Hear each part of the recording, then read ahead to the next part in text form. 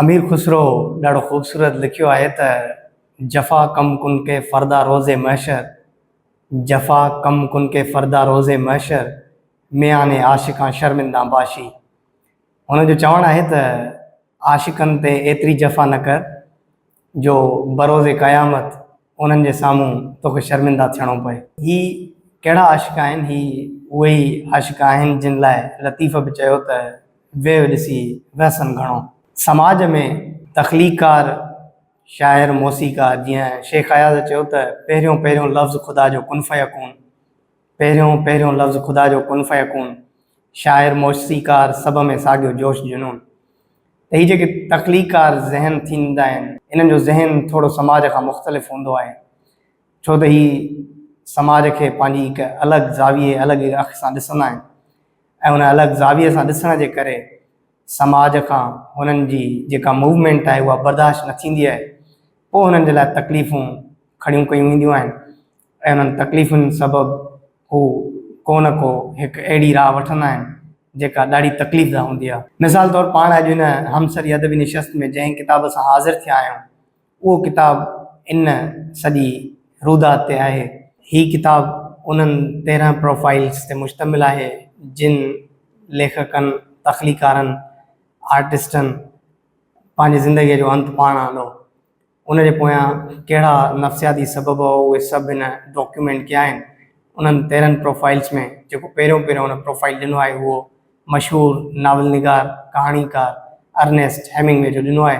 उनखां पोइ Virginia Woolf आहे, सिल्विया प्लेथ आहे, हेरल्ड हार्ट क्रेन आहे, मार्लिन मनरो आहे, अर्शल गोर्की आहे, जोसेफ गोविल आहे, विलियस कार्थरस आहे, रॉबर्ट युंग आहे, डियाना बैरी मूर आहे ऐं विलहेम स्टेकिल आहे, हर्ट शेले आहे।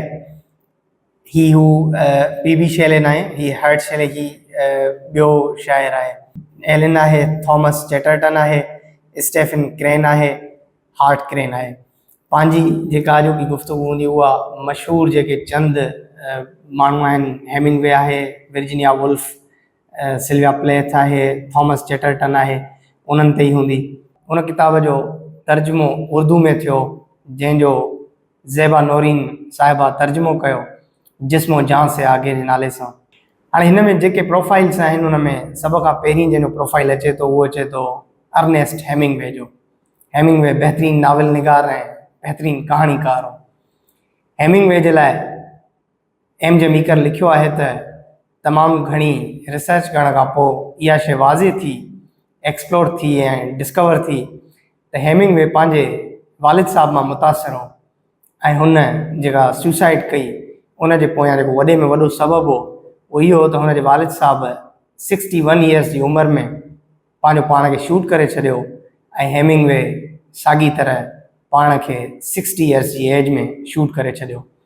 ऐं हुन जेका पाण old man and the sea किताब में हिकिड़ी ख़ूबसूरत लाइन चई त man can be destroyed but he can not be defeated, उन ॻाल्हि खे हुन पंहिंजो पाण ई शूट करे ऐं रद्द करे छॾियो।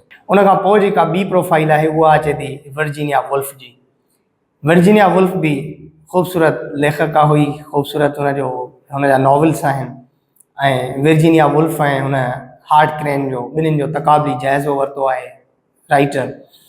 वर्जीनिया वुल्फ जे लाइ बि हुन लिखियो आहे त हुनजी जेका सॼी लिखणी आहे, हुनजो जेको मरकज़ी थीम आहे हर लिखणीअ में, उहो मौत ई रहियो आहे। हुन पंहिंजे पर्सनल डायरी में बि हिकिड़ी ख़ूबसूरत लाइन लिखी आहे त why is life so tragic, so like a little strip of pavement over an abyss, I look down, I feel giddy, I wonder how I am ever to walk to the end. हाणे हिन जो जॾहिं तर्जुमो मोहतरमा ज़ेबा नौरीन साहिबा करे थी त उहो कुझु हिन तरह सां करे थी त ज़िंदगी इतनी दर्दनाक क्यों है, बिल्कुल इसी गहरे गड्ढे की तरह जिसके साथ नंगे रास्ते हों, मैंने नीचे देखा और ख़ुद को अहमक महसूस करने लगी, मैं हैरान हूँ कि इस रास्ते तक कैसे चलूँगी। त ही जेका वर्जीनिया वुल्फ सां रूदात हुई ऐं हुनखे बि जेका तकलीफ़ हुई सॼी ज़िंदगी, उनजे पोयां जेको रिसर्च कई वई, एम.जे. मेकर लिखियो आहे त वर्जीनिया वुल्फ जा जेके पंहिंजा नियर वंस हुआ, हुनजा जेके रिलेटिव्स हुआ, उन्हनि सभिनीनि खे वर्जीनिया मरंदे ॾिठो ऐं हुननि जा जेके हादसाती मौत हुआ उहे हुन पंहिंजे अखियुनि सां ॾिठा। उनजे करे हुनखे बि आख़िर में ॿियो कुझु सम्झ में न आयो त हुन सुसाइड ई बहितरीनु अंजाम सम्झो। उन खां पोइ जेको ॿियो प्रोफाइल आहे उहो आहे नौजवान शाइर थॉमस चेटरटन जो। मां पंहिंजे अंग्रेज़ी अदब में जॾहिं पढ़ियो त मूंखे ईअं लॻंदो त जॉन कीट्स ई दुनिया जे सभिनि शाइरनि में नंढो शाइर हो जंहिं 26 सालनि जी उमिरि में वफ़ात पाती। पर जॾहिं मूं हीअ किताबु पढ़ियो त मां हैरान थी वियुसि त थॉमस चेटरटन फ़क़ति ऐं फ़क़ति 17 सालनि जी ॼमार में पंहिंजी ज़िंदगीअ जो अंत आंदो। ऐं जॾहिं आख़िर में हुन जे कमरे मां लाश मिलियो त हुनजे खीसे मां हिकिड़ो नोट मिलियो ऐं हुन नोट में हुन ब्रिस्टोलिया में रहंदड़ सभिनि माण्हुनि जे लाइ इहो ई लिखियो त तव्हां उन नौजवान खे धुतकारियो, उन नौजवान खे हिन समाज शदीद नफ़रत कई जंहिं नौजवान ॿियो कुझु न थे कयो, सिर्फ़ु शाइरी करण थे ॼाणी ऐं जंहिं समाज खे हिकिड़ो आर्ट ॾियणु पिए चाहियो। उन ते जॉन कीट्स बि ॾाढो ख़ूबसूरत लिखियो आहे त हू कंदो त कुझु बि कोन हो, जेकॾहिं लिखंदो त सिर्फ़ु शाइराणो तख़यल ई लिखंदो। सो हुनजे शाइराणे तख़यल जे करे ई हुनखे पंहिंजे ज़िंदगीअ जो अंत आणो पियो। उन खां पोइ जेका ॿी प्रोफाइल आहे उहा आहे अर्शल गोरकी जी। अर्शल गोरकी सुठो आर्टिस्ट हो ऐं हुन जे लाइ बि एम.जे. मेकर लिखियो आहे त अर्शल गोरकी जंहिं रसीअ सां पंहिंजे ज़िंदगीअ जो अंत आंदो ऐं ख़ुदकशी कई, उहा रसी हू ॿियनि तख़लीकारनि ऐं ॿियनि आर्टिस्टनि जे लाइ छॾे वियो। ऐं उनजो सबबु इहो ई आहे त असां वटि जेकॾहिं अगरि बरे सग़ीर में ॾिसूं था त असां वटि मुस्तफ़ा ज़ैदी, सारा शगुफ़्ता इहे माण्हू उहे आहिनि जिन बि पंहिंजी ज़िंदगीअ जो अंत आणे ऐं इहो साबित कयो त असांजो समाज बि कंहिं यूरोपी समाज खां घटि कोन्हे ऐं असां बि पंहिंजे आर्टिस्टनि, पंहिंजे तख़लीकारनि सां जेका जुठ ऐं जेको वर्ताव, जेका वार्ता कयूं था उहो असां बि कंहिंखां पुठिते कोन आहियूं। थॉमस चेटरटन जॾहिं सुसाइड कयो त आख़िर में जेको पेज माण्हुनि खे हुनजे पॉकेट मां मिलियो उन में हुन जेको ब्रिस्टोलिया जे दीवारुनि खे ऐं माण्हुनि खे जेको लिखियो उनजो तर्जुमो पढ़ूं था, ये लिखियो तो फेयरवेल ब्रिस्टोलियाज टिंगी ब्रिक्स, खुदा हाफिज ब्रिस्टोलिया की गंदी ईंटों के ढेर, दौलत के आशिकों, बददयानती के पुजारियों, तुमने उसी लड़के को धुतकारा जिसने तुम पर अनोखे द्वार किए, वो लड़का जिसका कोई दोस्त न था, जिसकी जेब खाली थी, जो तनहा था, मुझे चोर कहने वाले अपने अंदर झांक कर देखो। त ही जेके तख़लीकार आहिनि ही असांखे हिकु नई राह ॾेखारण जे लाइ ईंदा आहिनि हर सदीअ में। हिननि जो जनम समाज जे लाइ ॾाढी बहितरीअ जी तरफ़ हूंदो आहे। मिसाल तौरु जेकॾहिं अगरि असां ॾिसूं त हिंदुस्तान में अरुंधति राय हिकिड़ो डिसेंडिंग वॉइस आहे ऐं रेज़िस्टिंग वॉइस आहे, ऐं अमेरिका में नॉम चॉम्स्की।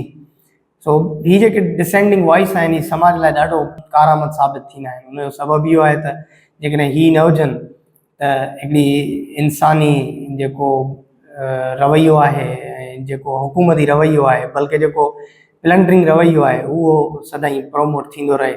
सो हिननि तख़लीकारनि जो इंसानी समाज में हुजणु तमामु ज़रूरी आहे। हिन किताब जे लाइ जेका जिन माण्हुनि खे जंहिं फील्ड जे माण्हुनि खे पढ़णु खपे उहे आहिनि ख़ासि तौर ते फिक्शन जा माण्हू।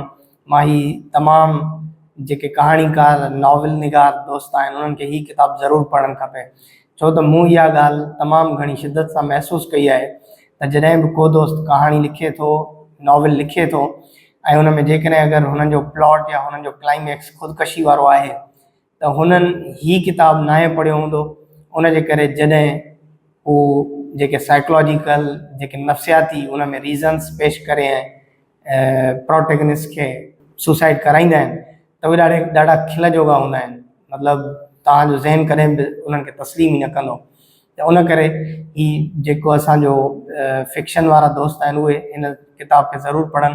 हिन किताब पढ़ण खां पोइ एतिरा अहल थी वेंदा हू त जेकॾहिं अगरि कंहिं बि प्रोटेगनिस्ट खे या कंहिं बि किरदार खे हू सुसाइड वारे तरफ़ वठी वञनि था त उन खां पोइ हुननि वटि हिकिड़ो ख़ासि ऐं हिकिड़ो नफ़्सियाती बहितरीनु प्रेज़ेंट करण लाइ ज़ावियो मौजूदु हूंदो।